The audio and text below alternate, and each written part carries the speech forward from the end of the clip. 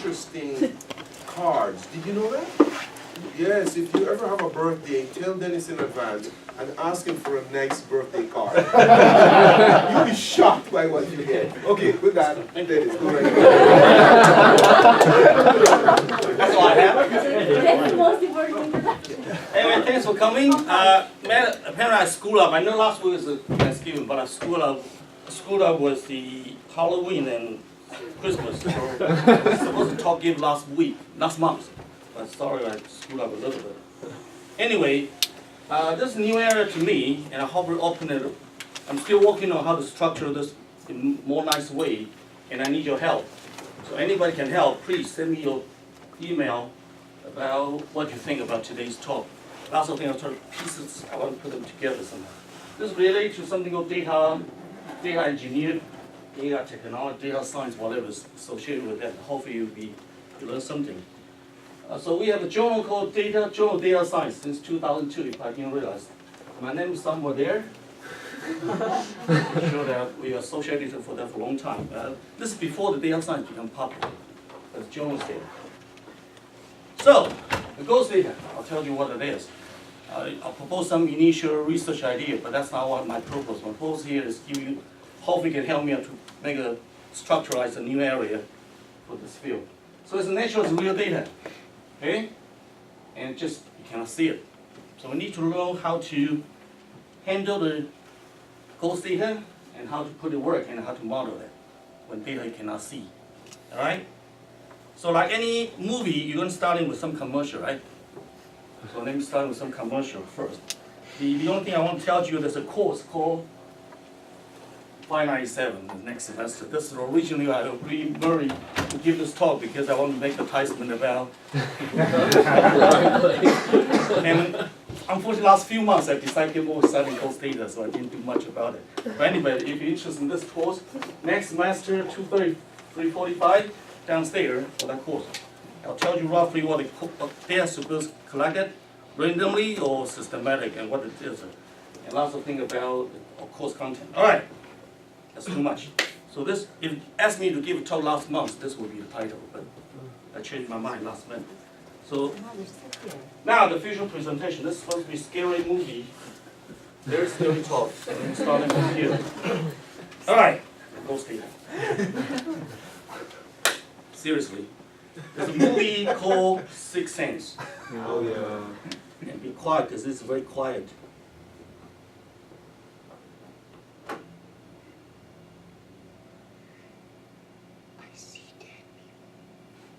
See that?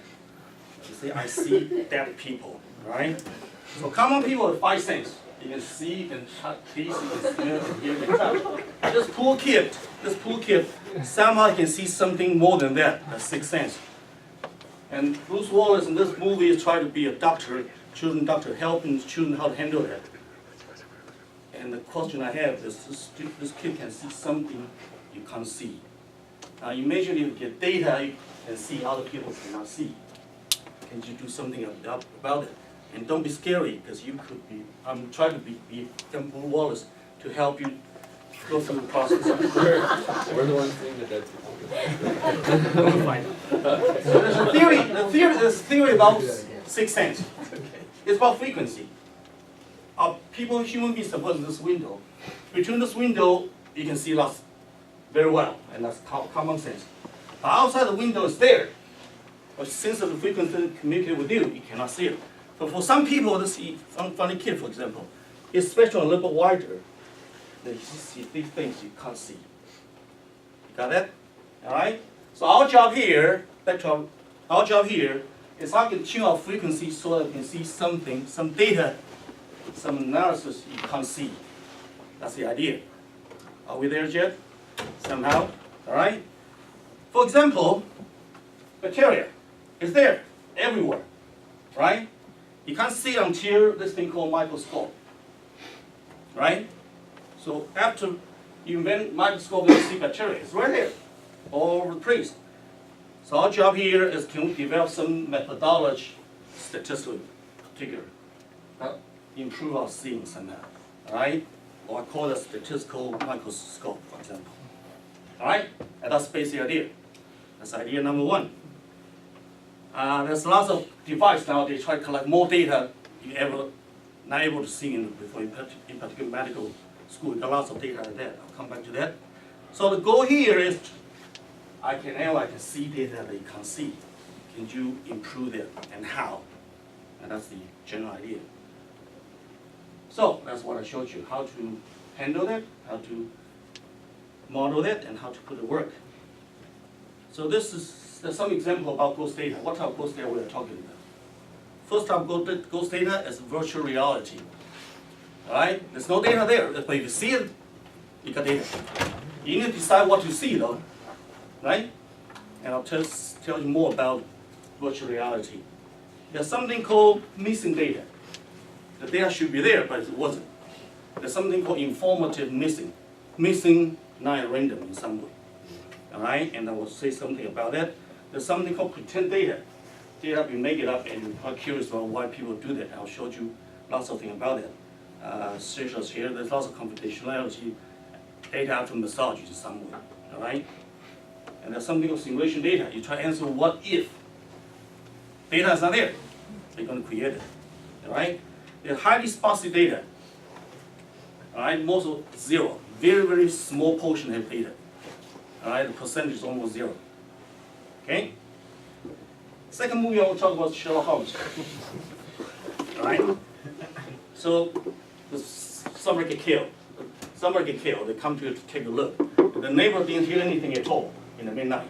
All right? So, look, examine lots of things. At the end, the inspector says, is there any other point you want to draw my attention? Sherlock Holmes says, yes.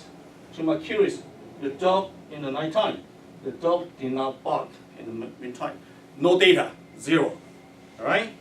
Inspector say, well, the dog did nothing. And Sherlock Holmes said, that's exactly what I'm curious about. The dog did not bark, imply the killer is not a stranger. Got it? If the killer is a stranger, the dog should bark. So missing itself gives you lots of information, not zero, but plenty information. You nail down the killer to the people who happen to know the victim very well, or at least know the dog very well. Right? So absence of evidence is not evidence of absence. Are we clear with that? And this is lots of information there.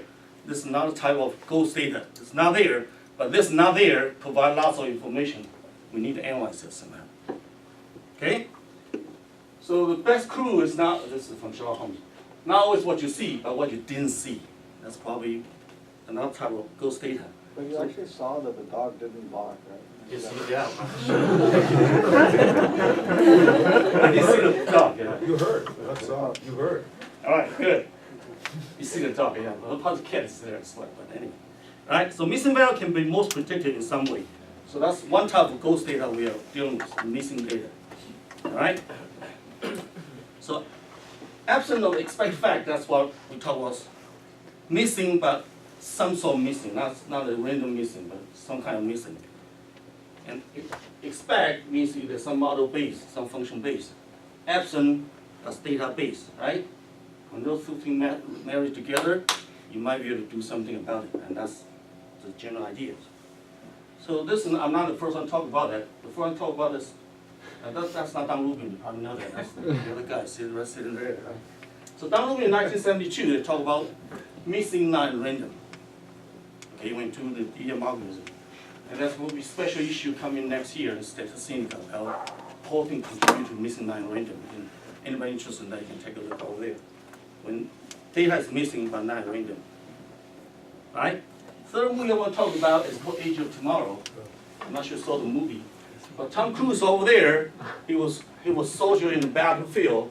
When he wake up, whatever the long story, when he wake up, is in battlefield. So he go to fight, and they get killed, die. He died, but once he died, he wake up at the same time, same place. Again, so that's repeat. All right? But this time he know, last time why he get killed, because would come this way. So if he's smarter, but he get killed right, the next instant, boom, he come back again. So it's just like computer game, right? Come down, come back to that, all right? So let me play that movie for you. The whole movie. It's a new day. times have we been here? So how many times we've been here? When they get killed, you wake up. Go through that now. Next time you go, you live a little few seconds longer because you learned from last time. Every time you learn a few minutes longer. Got it? All right. So the job here, that remind me, the only, I admit, I played a computer game once, a long time ago. I played Mario Brothers. That's the only game I played ever. But that's the same thing. When you get killed, then come back again, but now you learn now. Now the question is how to speed up your learning. Are we clear on that? How we speed up learning, that's our job. All right? And that remind me of this thing called AlphaGo. From AlphaGo to AlphaGo 0, see AlphaGo beginning, you have two things. One, they memorize all the game ever played. And they remember, they use it. And they have wonderful optimization put together so they can play well. AlphaGo 0, just different. You have two AlphaGo play each other. Game doesn't exist. Whoever lose, they learn. Whoever lose, they learn. They learn each other. Data are there. That's called 0. Missing data, ghost data. No data, but they play each other. Got that? And the question here is how to speed up the learning. All right? And that's the kind of thing what I'm trying to talk about. And I try to put out a good stuff. That would be interesting in this, for sure. So this is Chinese version talk about the gentleman have spear and shell. They say my spear can penetrate anything, including the shell. And then my shell can block anything, including the spear. That doesn't make sense, right? All right? So the Chinese call Mao and Dun, which means contradiction in Chinese. All right? So they are contradict each other. But this is the best way to learn. Whoever lose, you know how to improve it. Got that? They contradict each other, but you can learn each other. All right? If you see this movie, well, that's the basic idea. The movie Incredible. Remember this superhero come to his lab to fighting with weapons. At the end, when his weapons came out, he actually hopeless. Because he learned every time he bit him, he improved. Every time he bit him, he improved. That's the learning process. Our job again is how to speed up the learning. All right. So how to speed up the learning process? Or another way, if you like, there's some fancy term, how to improve probability learning. That's a technical term. I don't formulate for you tonight. I apologize for that. So you have to decide what to see and how to see. Are we clear here? All right. Just a tiny. That's a power of design experiment. Agree? You have to design what to see and how to see rather before you see the data. That's why I showed you 3 movies. In 6 senses, you can see things that you cannot see. What I call statistical microscope, right? And Sherlock Holmes tells you missing, not in random, shows you lots of information. And Tom Cruise shows you how to speed up your learning. Are we okay there? Those are the kind of thing we're trying to do. I still try to formulate in a more structured way. Another thing I want to send here, you see the body but don't see the soul. And soul is what you're curious about, right? And even worse, in some case, your body leaves somebody else. Your body is somebody's soul in your body. Right? So put into our language, what you observe is X. What you really want to see is X star. All right? So you can see this is the body, and that's what you're curious about. All right? There's some scenario. If X equals X star, lucky you. Problem solved. All right? But more likely, X equals X star plus something. This plus can be non-essence plus, but it's different other form, right? With some noise attached there. Multiply it or adding together, right? That's more likely what you have. Or X is a low dimension projection of X star. That's more likely what you have in real life. All right? But what you're interested in is the soul, not the body, all right? Or here comes your experts, I shouldn't say much about it, right? X star is, after some massage transformation that's given to you, but you're interested in X star. Don't ask me, don't ask Shisha about the detail. Right? And or X is empty, but X star is not. You don't see it, but it's there. That's cool data surrounding there. So those are things as you think about. I'm going to put sampling together the ends. Hopefully that will work out somehow. So for example, this is what you see, a bike. But what you have here, that's what you have. from camera. From computer, this is what computer see. This is what you see. I'm sorry, that's different. Agree? You're not going to analyze this. You're going to analyze this data. Right? Okay, that's my point about X and X star. They are different. And when you create data, be careful what you're doing. All right? Your eyes are different than very limited spectrum. So, for example, if this is your data. This is your data. But what you see is piecewise. Sample 1, sample 2, sample 3, sample 4. That's your data analysis. You analyze. But that's what you want. Okay with that? Yeah, in time series, something with high frequency data. But no matter how high frequency that is, it's always discontinuous, right? Right? So the missing slide between any two slides is kind of missing. It doesn't matter how. Are we okay there? So I'm going to narrow it down to a little bit because I've got only a few minutes left over. Let me get a pen somewhere. 20. Okay. 30. So this question about observational data and derived data. Okay? Especially this thing called derived data, I'm pretty sure getting more popular nowadays. It's not what you see, it's you need to find out what you want to see. You're missing all the fun parts. Now it's getting boring. Maybe he saw something that we didn't. You did? Okay, so how to handle this? Question number 1. When I play with ghost data, should I be a human being or should I be pretend I'm a ghost? That's question number 1. All right? What does it mean? Well, are you supposed to be AI people or supposed to be human statistician? And that's my question number 1 to you. Think about it. I don't know. Answers, I don't know. That's the first thing come to my mind. What should I do? So here's some data. I'm going to go through that to you with you. Question number 1, are they ID normal? If you have ghost data, are they ID normal? If they are, I have lots of things to offer, right? Right? But, excuse me, unlikely. Right? I even know what does it mean here. Okay? So forget about your statistics ever learned. I'm sorry, but that's not my point. All right? They are not ID normal, so lots of things doesn't work. Okay? And there are other things. Some extent, went to this IE, so it's not here. You're going to give me a talk about optimization by simulation. No data. You want to optimize things through simulation. All right? There's something partition model, there's something two-stage least square, even hidden multiple chain in some way. You can pretend that it's a ghost data in some way. There's something hidden you don't see, and you need to create something around it. All right? So that's something I think you can.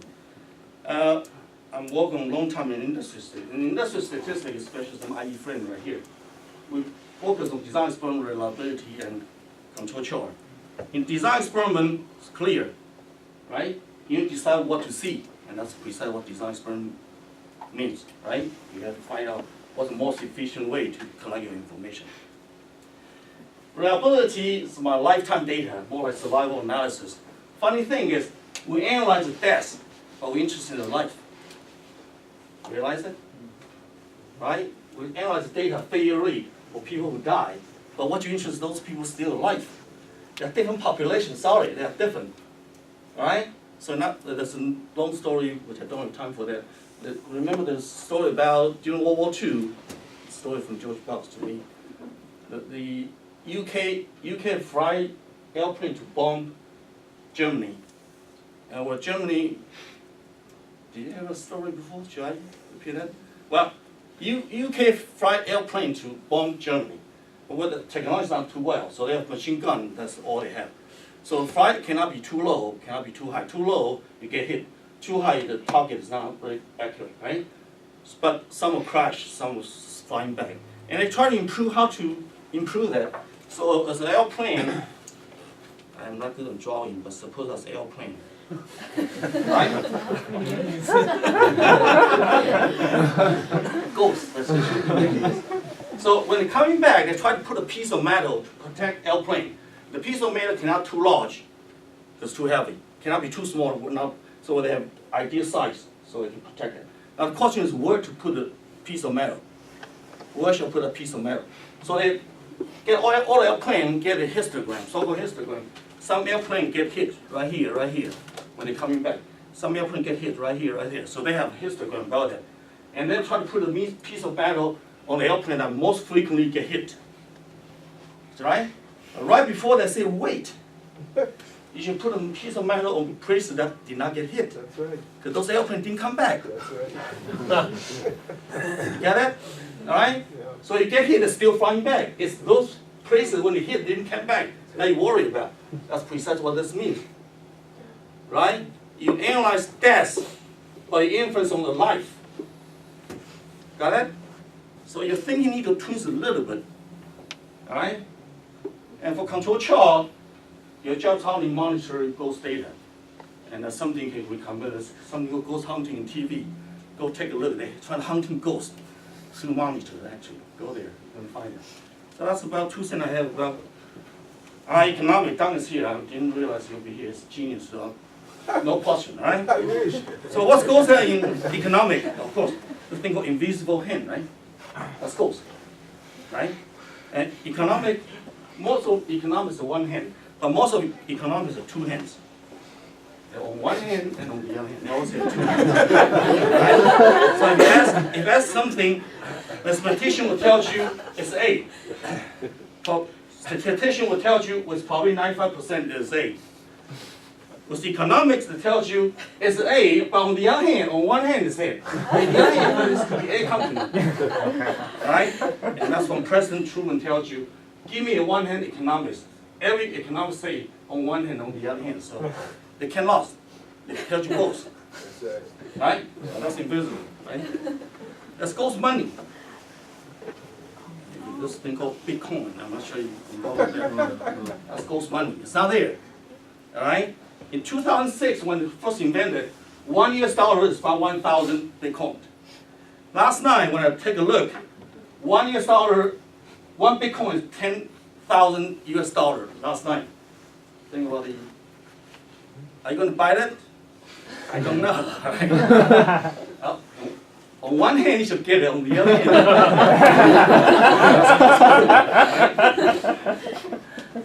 So I'm going to go each of them to tell you what I have in mind each of them and see how it goes. Most of them still under construction because I haven't got time to get involved with this. Virtual reality. Some of you may know my son is on filmmaking, so I see lots of things like this. To me, it's a movie plus game. Okay, when you put there, it's a game. But because it's a movie, so it looks like very real life. It's not animated, right? So how to decide what to see? As design experiment, all right? And this will be a good research topic, actually. All right, virtual reality data, how you analyze, collect that, and how to analyze data. That could be interesting. If you're interested in bug, sometimes you're stuck, all right? And that's called software reliability. You need to check with Kevin right there. All right, his thesis about this. All right, how to detect the bug in a very complicated computer model. You're not just good or bad, you're interested in whether when it turn around, shut down, right? It's someone didn't realize it. Trying to find a bug, all right? So that's something about virtual reality. There's missing data.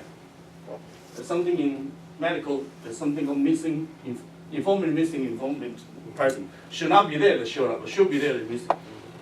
The cell give you lots of information. And this is my cultural analysis. If you want to find out something, the best thing is with the same unit. With treatment, without treatment, let's compare them. But unfortunately, this guy can do only one of it. You take with treatment, you can only one data. But ideally, you have both, then done. You can't do that. And therefore, you always have one side or the other side. All right? And we're long debating about how you should do randomized or should you do systematic. All right? And this slide is copied from Carrie, so check with her. Don't check with me. All right? That's government data. I've been playing with government for a long time. Actually, I was advisory board in Bureau of Statistics in Taiwan, State Bureau in Beijing since 1990. I've been playing with lots of things. Most of government data have been massaged. They can't tell you the truth. There's too complication there, right? But just side effect, so can be having this. There's a Bureau of Statistics in Taiwan, there's a Bureau of Statistics in China. There's statistics Canada, but there's no Bureau of Statistics USA. All right? Because those systems try to be more centralized. America try to decentralize. All right? Germany is in between. All right? So we really want to center about everything with statistics. There's an organization called NIST, National Institute of Statistical Science. All right? They're actually sitting right over there. Tells you how. I think NIST can play one thing about the function of centralized in some way. My 2 cents. I'll charge you for that. 2 bitcoins, I hope. So it's under construction. I'll tell you when I get the data. I'll tell you more about it. All right. This is from my visitor, Haiyan. The medical data, all empty except maybe somewhere here. Even here is still sparse. That's the data you have. All right. Highly sparse data. All right. How you handle that? That's under investigation. Check with him. We don't know much. What data is that? The medical data. Most of people are normal. Very few people it's genetic or something like this. Don't ask me, I don't know. Okay, makeup data, I'll tell you more about this. But simulation data, that's something I do know very well. All right, how to answer what if, that I really know very well. There's something called this computer experiment. All right, that's a course called 597 next semester. Do you remember? Come, I'll tell you more about the simulation data. All right. Another question: how random is your random number? We all talk about randomization. We all talk about randomized. How can you measure mine is more randomized than yours? Did you ever think about that? Toss a coin? I don't know. All right. There's something missing there.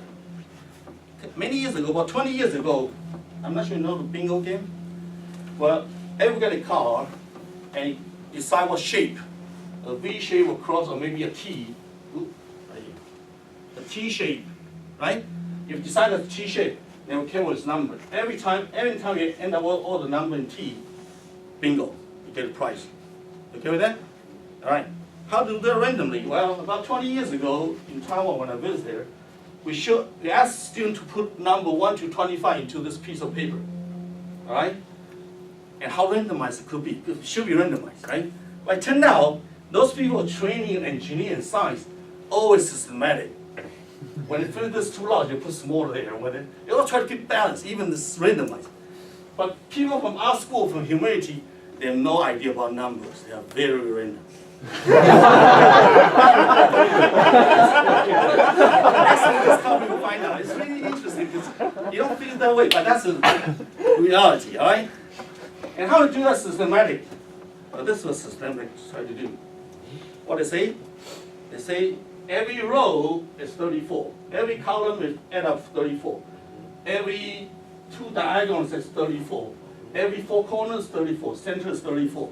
When they add them together. That's called systematic, right? You got an idea? So mathematician always asking, is this exist for any end, of course. Are they unique? Of course, there's a whole bunch of problems you can play with, all right? There's lots of research you can do there for fun. This is Miracle 33. I went to Barcelona. It turned out when Jesus was crossed, it's age 33. So here's a matrix 33. Every column is 33, every row is 33. You don't have 1 to 16, because that's not the case. You have 10 double, 14 double, right? Anyway, that's just curious if you think about it. So, come back to this, ghost data. It's there. I hope to give you some general idea, which I don't know much about this topic yet. It's something I want to assemble together.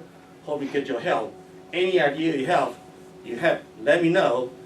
Forget about quantitative, forget about probability. There's no ID normal. There's nothing there. Whatever you have in mind, think about, can we improve our learning? Can we deal with what's missing? That's what I need from you. All right? So I can tell you we can handle n greater than 30. We have large sample theory. Right? We can handle n go to infinity. There's something called asymptotic. Are you taking the course now? Right? But for some reason we cannot handle n equal to 1 million. It's greater than 30, it's almost infinity, but we don't know how to handle that. That's our training, unfortunately. All right? Ask yourself what's going on there. Something wrong there. I just don't know, right? That's more big data. So last GSM, I hosted a lunch table. My topic is design for big data. The basic idea was try to talk about, here's conventional statistical method. So random, ID, normal, and so forth. Here's big data, especially what I call machine data. Either machine collected or machine generated data, right? Kind of goes data in some way. And they just try in case, like sensors, RFID, camcorder, and so forth. And those two data and methodology doesn't seem to match too well. Okay? And that's what we try to figure out. That's the data we have today. You see it everywhere. That's the method we learned in the past. But it doesn't seem to match too well. All right? So the idea was the conventional method idea for machine data. The answer, unfortunately, is no. All right? If convention is not to be used, what can I play with data? Can I? So that's two way here. Either I change method to analyze data, or I massage data so that they fit, right? One way or the other. So that's choose basically the thing we try to figure out, find out good solution for that, and still under construction. Any help is really appreciated. All right. This I've showed this slide many times, but I want to show one more time. In big data has dealing with computer science people. They have something called greedy search, smart algorithm, intelligent procedure, golden standard. And what we have in statistics, we have all kinds of errors. Right? We are so mean, we are mean square. We even have root mean square. I am mean square, right? And we have Lego fit, we have loss function, we have theory, we have Hazel model, we have penalty, we have discrimination. Look at this page, they have smart, intelligent. Right? So you look at this page, which professional goes? Even deal with same thing. Please, so next time we create terms, please, go smart, right? Do something about it. We have confidence in the Yes, some. we have power. That's not the point.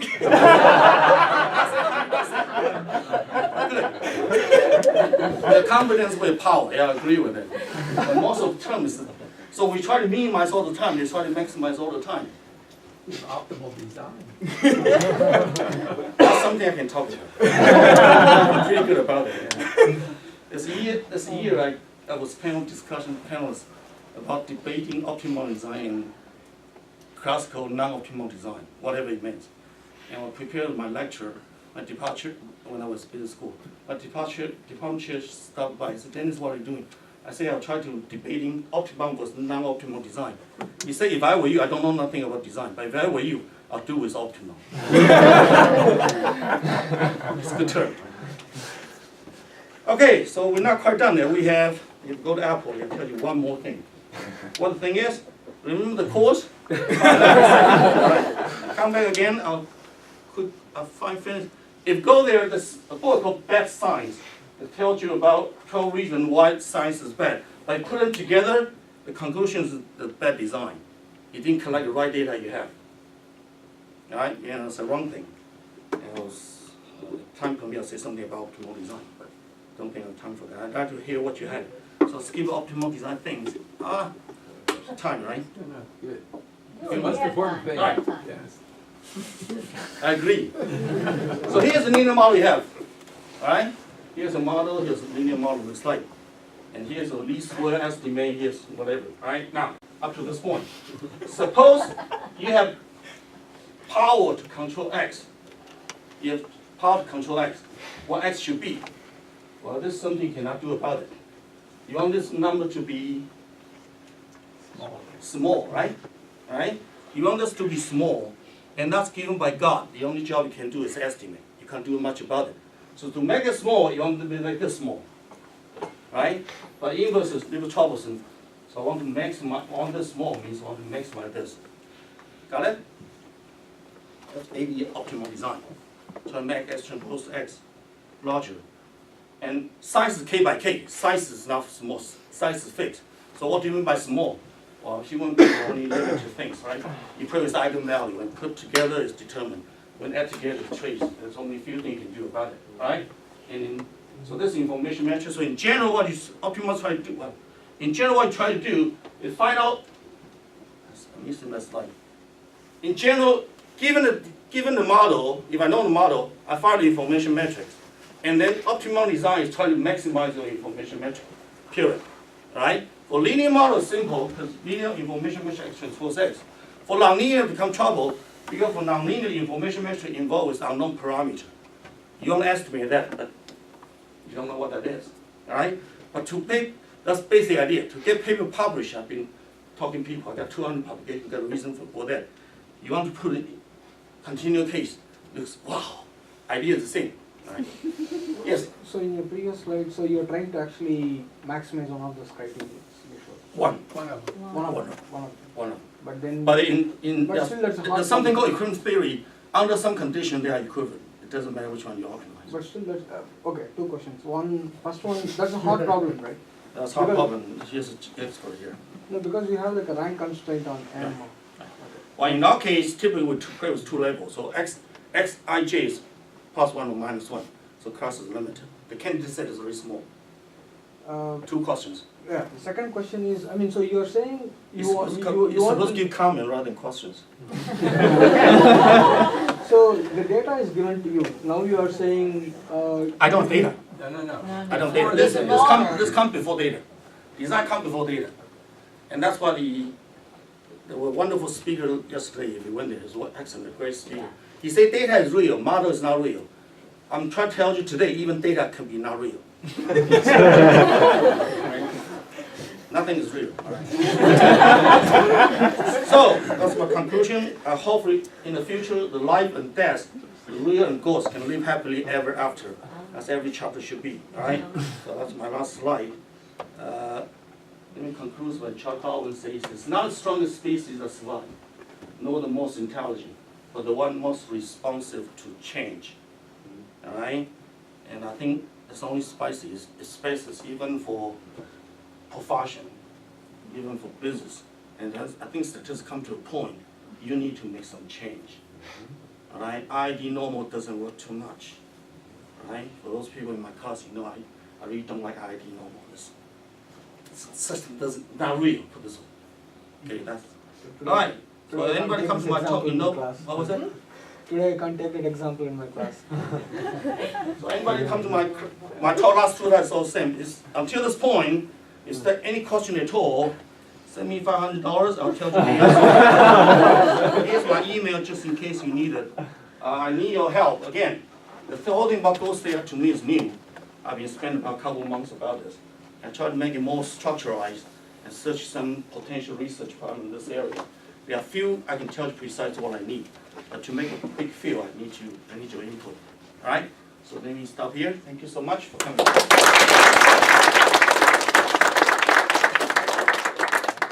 don't have the $500. So I'll just have to spot. Yeah, I'll have to spot it. So. Yeah, this was all sorts of fun. Can you give me an example of something that is something we do in statistics that would not include what you're defining as ghost data? Because it feels, everything I think about in statistics that we try to do is essentially a missing data problem. Even if we're doing, like we were talking about yesterday in the colloquium, if we just want to optimize, why are we optimizing? Because we want to predict. We want to predict something we don't know. If we're doing sampling, we'd love to sample everybody in the population, then we know what the population is, but we don't. So it feels like to me that everything in statistics that I do is a missing data problem. Any comments on that? Agree. So ghost data is like the entirety of all of our field. I'm just curious if, anyway. Well, I'm not the person who came up with the terms. I think Yeah. I learned a term from John Soul, from JMP, and we had some conversation. I really think this is something we can frame in a nice, better way. I think my expertise more on design experiment, computer experiment. So simulation data, I think I know I have reasonable good background on that. But other area, I think I need to enhance a little bit to put them together somewhere. Yeah. But your point seems to support the idea about those data everywhere. No, I mean, I just wanted to comment to this. I mean, I agree with you, but I think that maybe part of the problem is that people typically, when they talk about missing data, they think about one specific definition, right? They don't think in more general what you do, which I think agrees with what he's saying. I think that's maybe a bit of a problem. I think that's why, yeah, I think that's why he's probably fine. Don't you have something to say besides birthday card? I'm sorry? You have something to say besides birthday card? Yeah, Oh. Well, actually, you know, as I sat here listening to this, listening to your talk, One way to approach it is the framing. I was thinking that, in fact, there are people who know a lot about ghost data, but they will never tell you.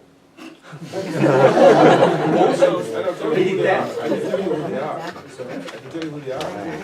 The intelligence agencies. I guarantee you, but I can't guarantee. But no, I would bet you that that people who work at the National Security Agency and all the national security agencies around the world know an enormous amount about how to analyze ghost data, but they're not allowed to say. And sometimes you can get insights into what they do.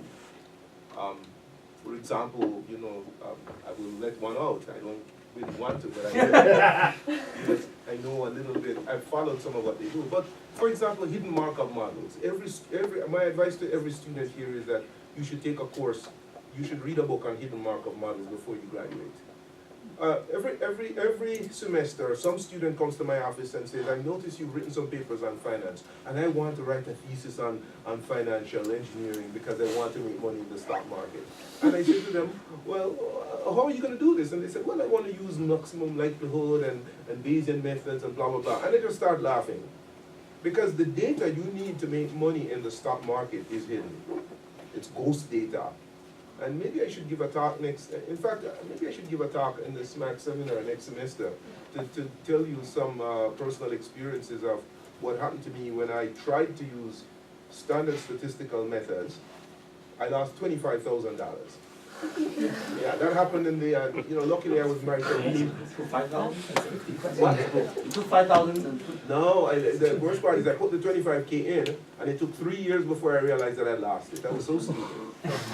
Okay, but you know, luckily I was married to a really wonderful woman, and so finally I went to her and I said, you know, I've lost 25,000 of our money, and she said, okay, what are we gonna do? She didn't scream, she didn't get upset, she just said, okay, what are we gonna do? And I said, I need to study, and she said, fine. I put aside the classical statistical methods. They're complete nonsense if you're trying to make money in the market. And I started to think really hard. And eventually I realized that I didn't know about ghost data, but I realized that there was a screen between my eyes and what I needed to see. And finally I figured out how to see it, and I'm not telling you how I did it.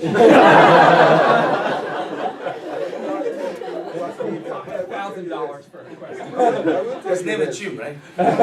What, you don't want the rest of us to become rich? No, I don't.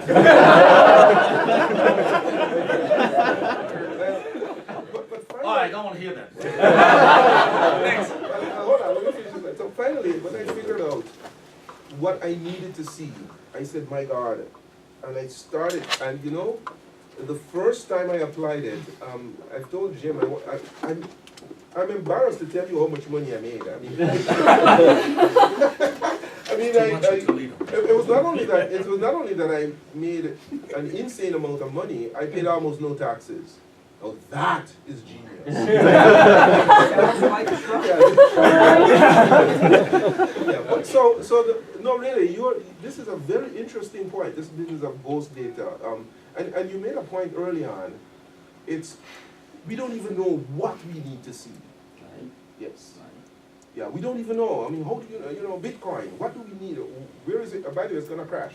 But when will it crash? I am trying really hard to figure out when it's going to crash, and I just cannot tell. Yeah. So next semester I'll give a follow-up on this, okay?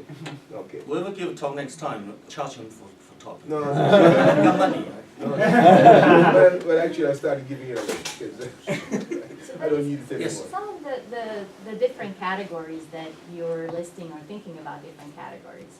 I can tell you from data privacy, data confidentiality perspective, few of them basically are already put under the same umbrella. Mm-hmm.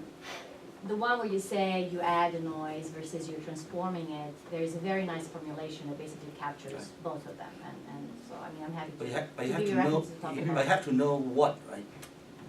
Sure, yeah, but I mean, there's a more general formulation, is it that captures both what you call transformation and the noise addition. Right. But So yes. when a business go play with this public key, private key about how to open all the data, what do you give you transfer data, you need to open the data somehow. Right, and you're right, like the government agencies traditionally, there is no transparency in the process, but the new trends are all about transparency. Right. The new methodology is about transparency, and some of the government agencies are jumping on that flag, and it's just gonna take a while, but there's definitely a lot of links to what you're talking about. Good. By the way, a security guy Pay once, first. a security guy once let something slip to me. He said every statistics department should run a course on Patrick Billingsley's little book. You know that little book on I can't remember the title of it. No, it was in the 1960s. He wrote a little book on something to do with Markov transition models or something like that. And I tried to push this guy to tell me why, and he just completely clammed up. He never said it. He just stopped right there and didn't say anymore. So, but clearly those guys have to handle those data, and they clearly know how to handle somehow to jump along and find how things have changed. Well, anybody who don't want to talk now, if you get any idea, Okay. just email me, really. I was hoping to make this area a little bit more concrete, more solid. This is still initial idea, very, very rough for this point. Any last questions for Dennis? So this was a really interesting talk. Thank you. Let's thank Dennis.